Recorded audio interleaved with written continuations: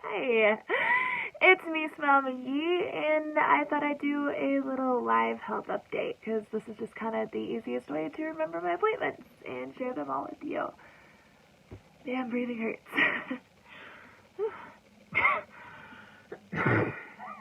Sorry. It's not about my lungs today.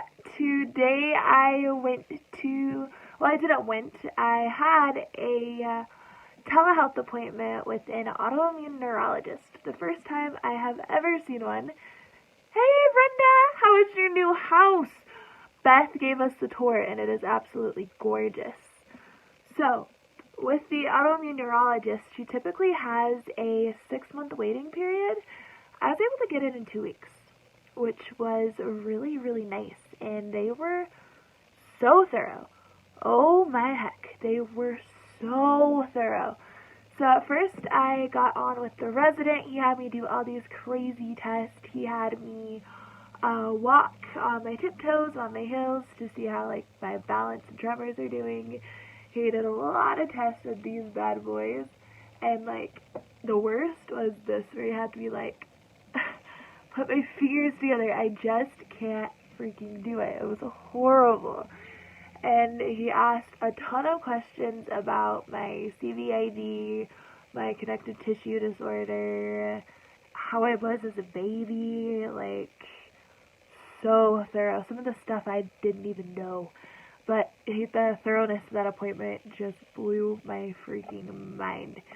So he tested everything, did a bunch of questions, and then I was on hold for about 30 minutes when he went and spoke to the doctor.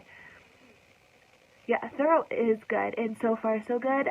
I want to just go out and visit you when it's not winter, because you're going to be so cold, but I think it's going to be so worth it. So yeah, the thoroughness was amazing. Like, I was super impressed, because you know a lot of my appointments, like, they don't ask a lot of questions. They kind of get everything wrong, and it's like a good luck kid, try not to die sort of deal. He went and talked with the doctor. I just kind of sat and read for about 30 minutes, and then she came back, and she had all these ideas, which was absolutely mind-blowing. So she thinks my tremors are caused by a combination of poor health, dehydration, and prednisone. She doesn't think there is a neurological cause for them, which is really good, but that doesn't make them any less crappy. She's just like, your body is really struggling, so I think that possibly your blood pressure could be struggling. I think when your O2 stats drop, that causes the tremor. And I think because you're chronically dehydrated, that makes the tremor worse. So the tremor is just kind of a combination of everything, you know? So they want me to do PT for the tremor. I do not have an endocrinologist, and they did not like that at all. So she's referring me to an endocrinologist who shouldn't be terrified of my case. So that's impressive, because all the endocrinologists I've seen just kind of like read my chart and like get this look of terror on their face and then back away slowly. I asked her if this neurologist will be afraid of my case, and she says that they share a lot of very difficult patients. So she doubts that I will scare her, which is very good news. She wants the endocrinologist to test my adrenal function because prednisone kind of kills off your adrenal glands. But there has been suspicion that mine didn't work very well in the first place. So she wants adrenal gland testing, she wants bone testing because of the prednisone, because prednisone kind of craps out your bones. It makes you at high risk for osteoporosis. I think that's what it calls, where your bones are really fragile and break super easy. Everything hormone-wise has been a little off on me, like woman-wise, so she wants that checked out. She wants my pituitary levels checked out. She wants endocrinology to check and recheck my thyroid, because in my family on both sides, it is basically tradition to have your thyroid completely and utterly crap out. Like, even when I got genetic testing, genetic testing showed that my thyroid will die eventually. So she wants me to be closely monitored by an endocrinologist, and press this like button because this made me really excited. So like a drum roll. get those like buttons pressed, because I learned the more likes I get, the more you see my stuff on your page. So make sure to do that. And she, right now with my lungs, she cared about my lungs, which was really cool, because most people don't care about things that aren't in their field. She thinks the lungs could be contributing to the headaches, and instead of just like my normal prednisone increase like usual, like you guys know how I started on 40s yesterday because of the lung pain I've been having, she wants to get a kind of system set up between my primary care and pulmonology, that when my lungs are struggling like this, we do PMTs, we do other tests, we find a reason for the symptoms instead of just treating them, which I thought was awesome. Because with all the prednisone I've been having, 40-year-old me is screwed. Like, to put it lightly, prednisone destroys your body. The treatment that is keeping me alive could kill me eventually. And, you know, my goal is to just make it another year and another day. Like, I can't think too far into the future. But if I could not have constant prednisone increases, and we could find the cause and make it so the prednisone increases aren't as frequent, because I'm having about like 2 prednisone increases a month, it could be incredible and really, really, really, really, really beneficial for my health in the long run. So she had me contact my pulmonologist to see right now if there's any testing they want to do. Instead of the prednisone increase, I'll see if they get back to me.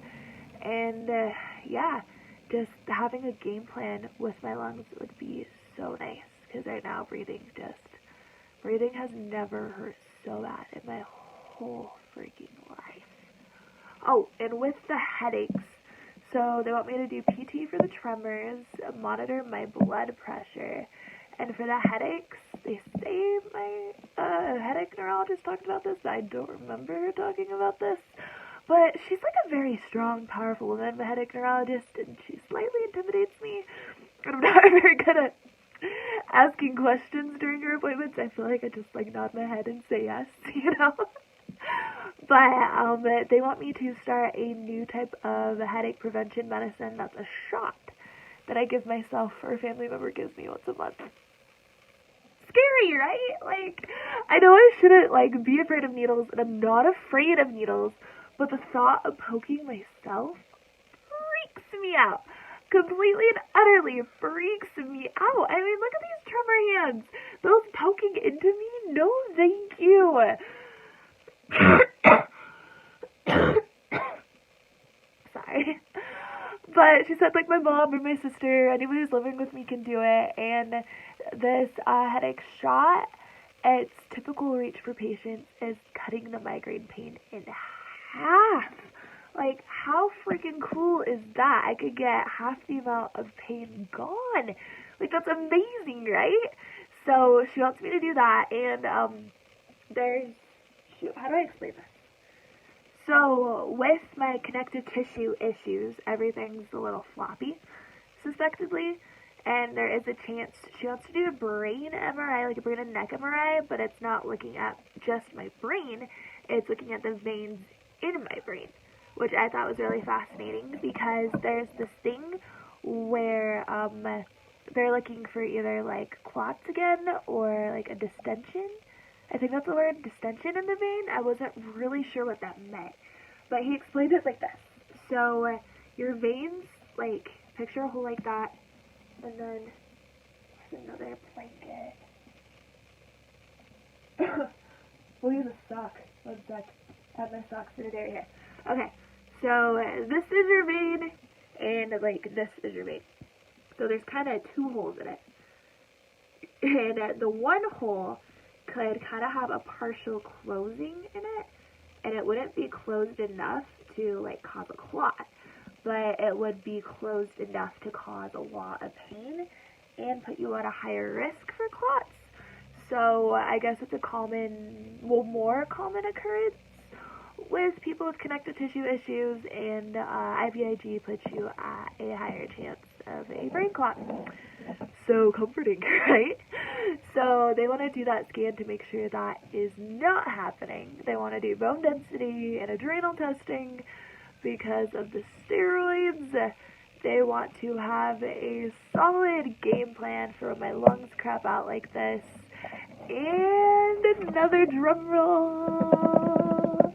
Now that I have seen this autoimmune neurologist, supposedly my palliative care doctor is getting together the community of care meeting, which means all my essential doctors will gather together like the Avengers and talk about my case. So hopefully my appointments won't be, oh, you're going downhill and we don't know why. It will be, you are going downhill, but this is how we can help you get back up that hill. Oh, please.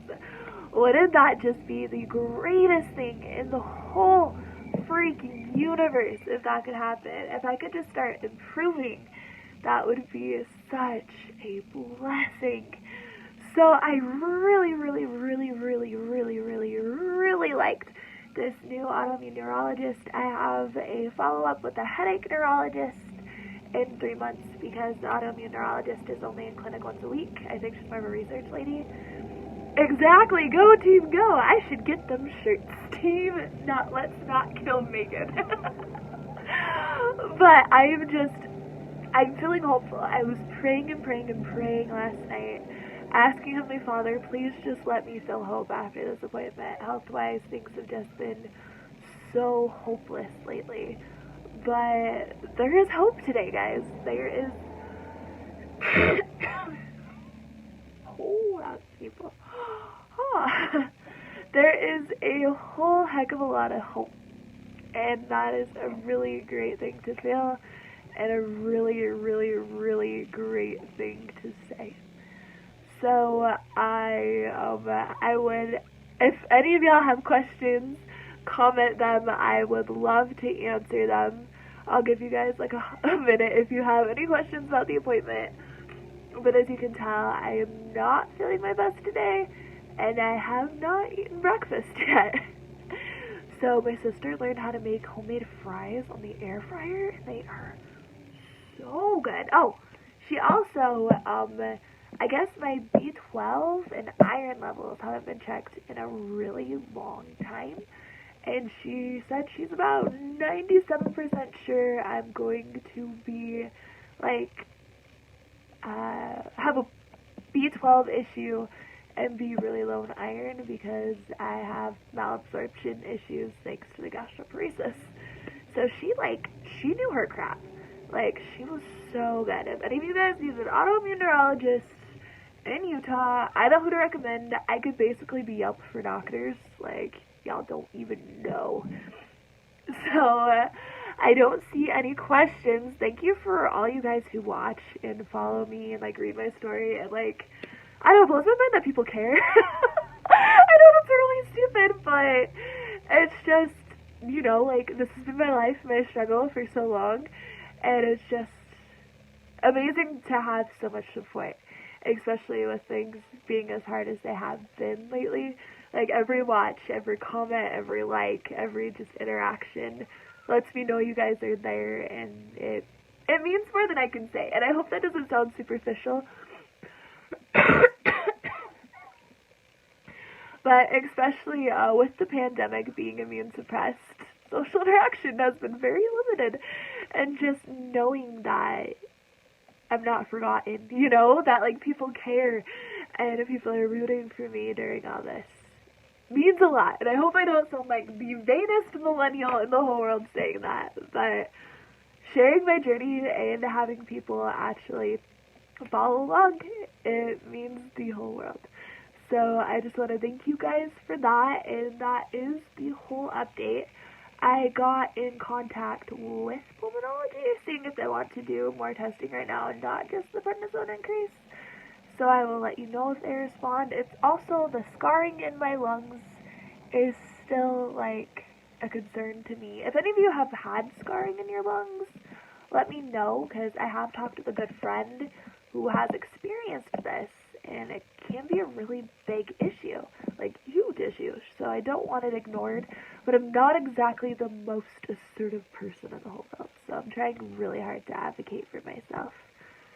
and I don't feel good. So I'm gonna go eat some air fried potatoes and chill, and hopefully get this posted on my Instagram and YouTube for people.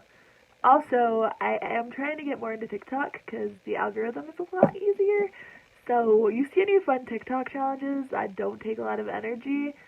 Send them to me, comment what they are below, and I will try to do them because I need to get a little more active because I have been eating potatoes and baking a potato. Thank you guys all again for the love, and Brenda, I love you, and I hope to talk to you and visit your new house soon.